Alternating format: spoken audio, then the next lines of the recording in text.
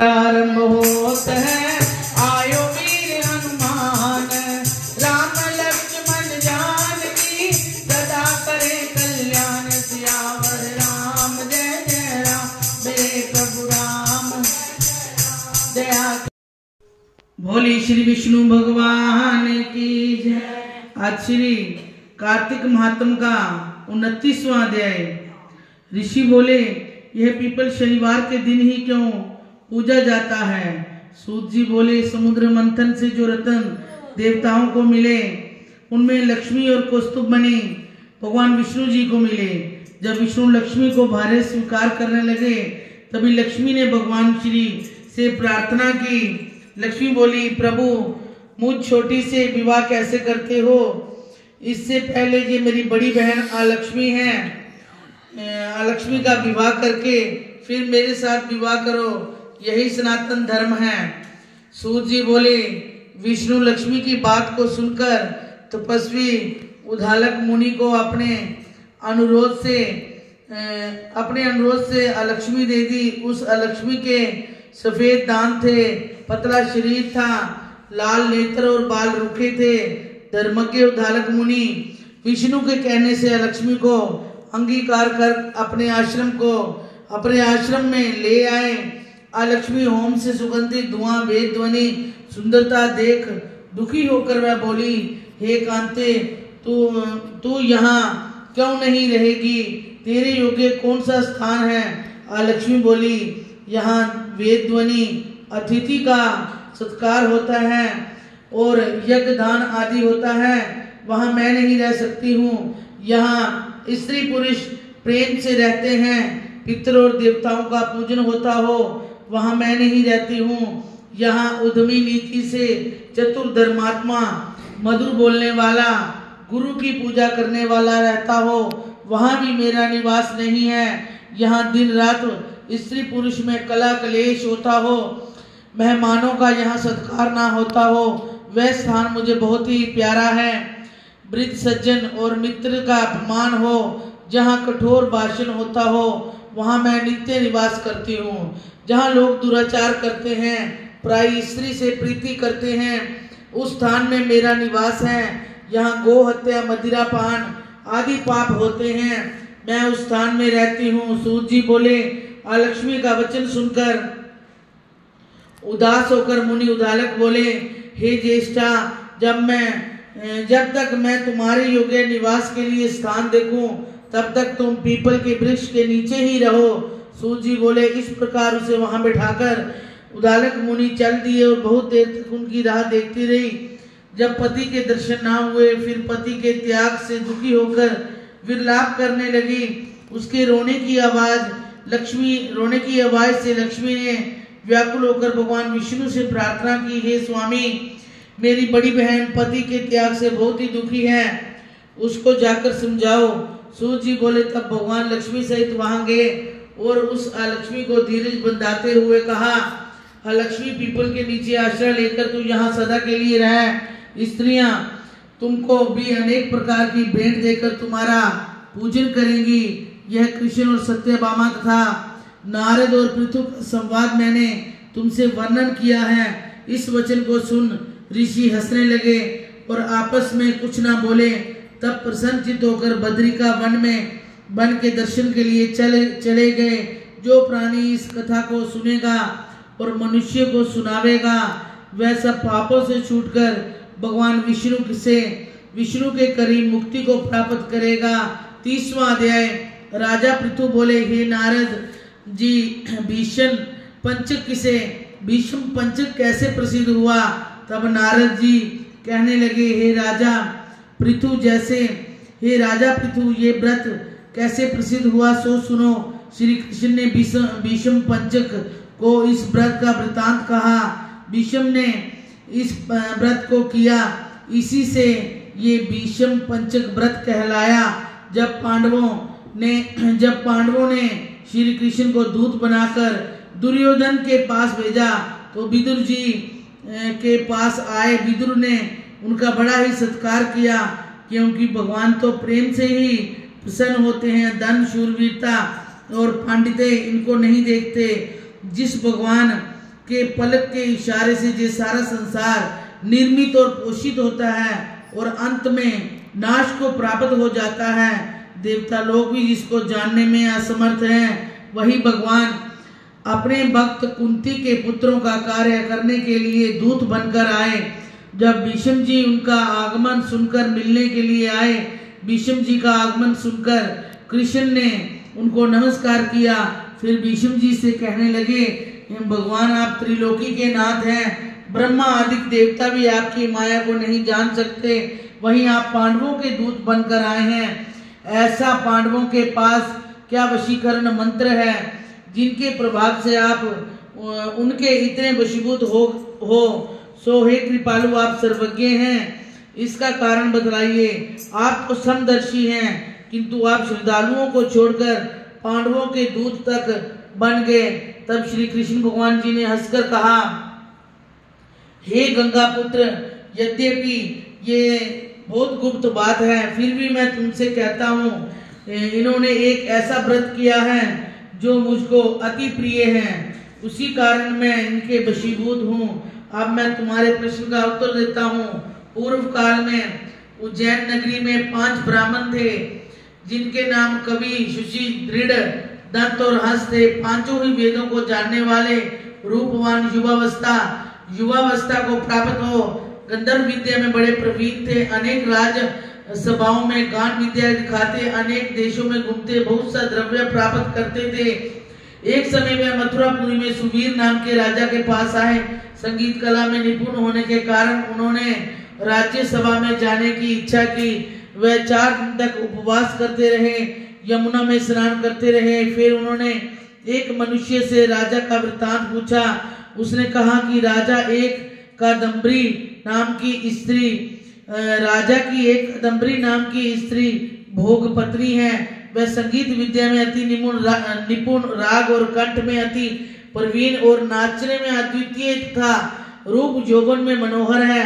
प्रतिदिन राजा के सामने एकांत में नाचती और गाती है। ऐसा सुनकर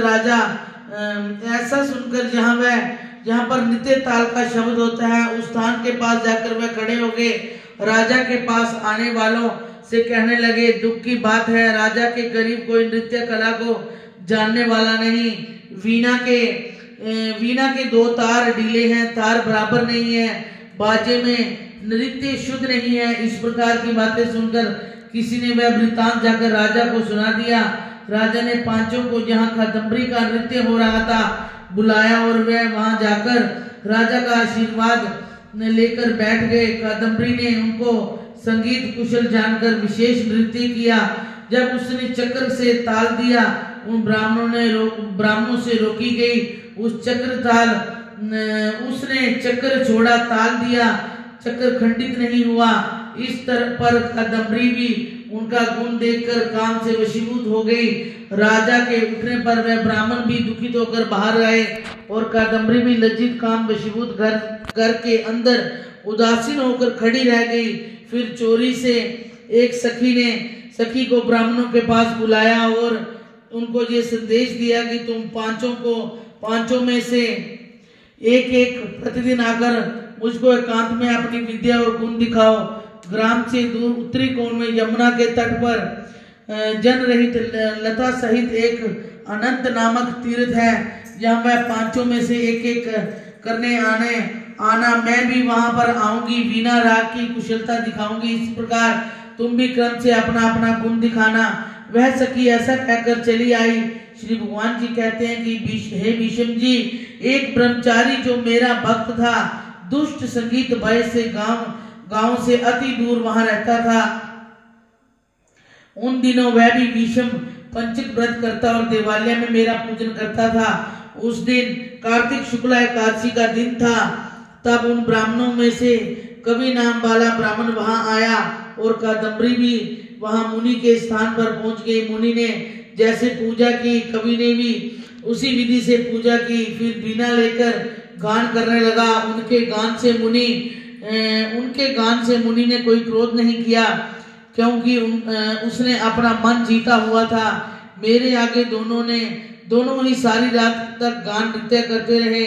मुनि को गोबर का आचमन करते देख कवि ने भी गोबर का आचमन किया। प्रातःकाल होते ही कादम्बरी राजा के पास आए। मुनि संगीत से ही उसके सारे पाप नष्ट हो गए थे। द्वादशी के दिन कवि अपना सारा धन दान करके विरक्त हो गया। दूसरे दिन शुचि आया और उसने भी उसी तरह मुनि को देखकर हमारा पूजन किया। रात भर कादम्बरी के साथ नाच गान करता रहा।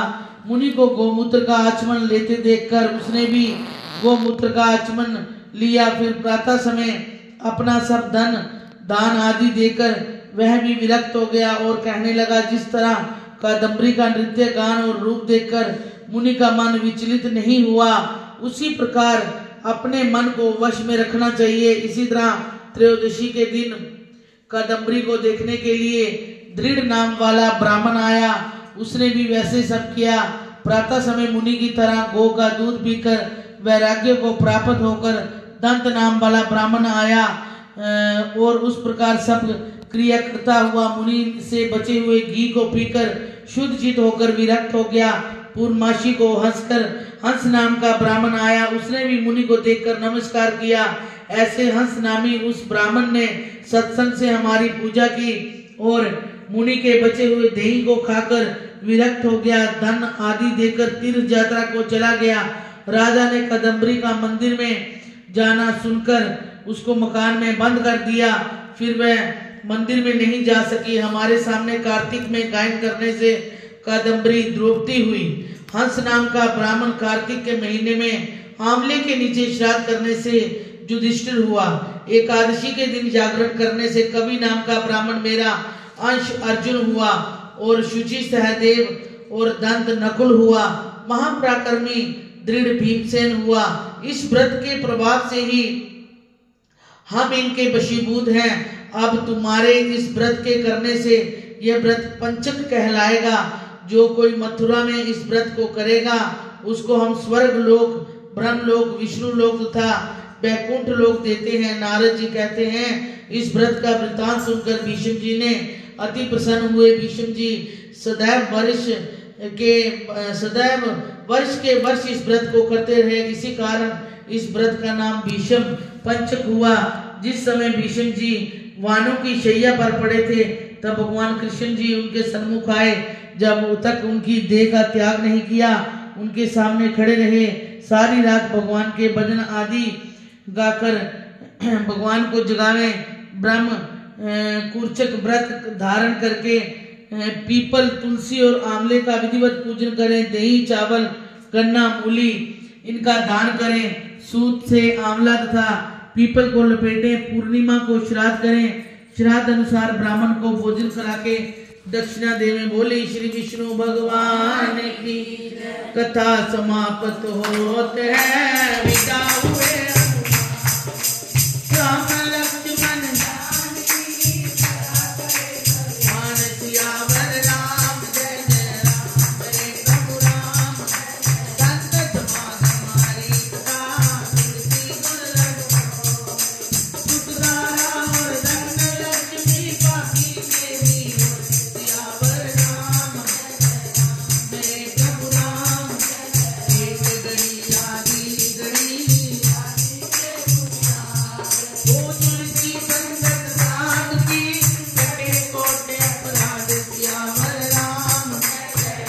मेरे प्रभु राम। आदि मध्य अंत में तेरा ही विस्तार। उड़ता बाजे धर्म का तेरी ओर जय जयकार सियावर राम। मेरे प्रभु राम सब कुछ दिया है आपने, भेंट करूं क्या मैं नमस्कार की भेंट करूं। सब जोड़ के दोनों हाथ सियावर राम। मेरे प्रभु राम दया के दाम करो कल्याण। शरण तेरी राम मेरे मन बसियो। बोली श्री विष्णु भगवान की, बोली श्री नारायण भगवान की, श्री कृष्ण जी भगवान, श्री गणपति जी महाराज, सच्चिया जोता वालिए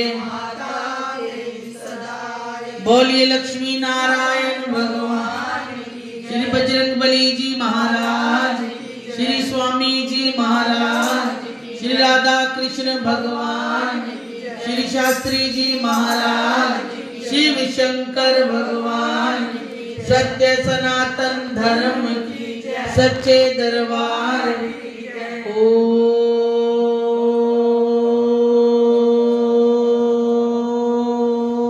शांति शांति शांति।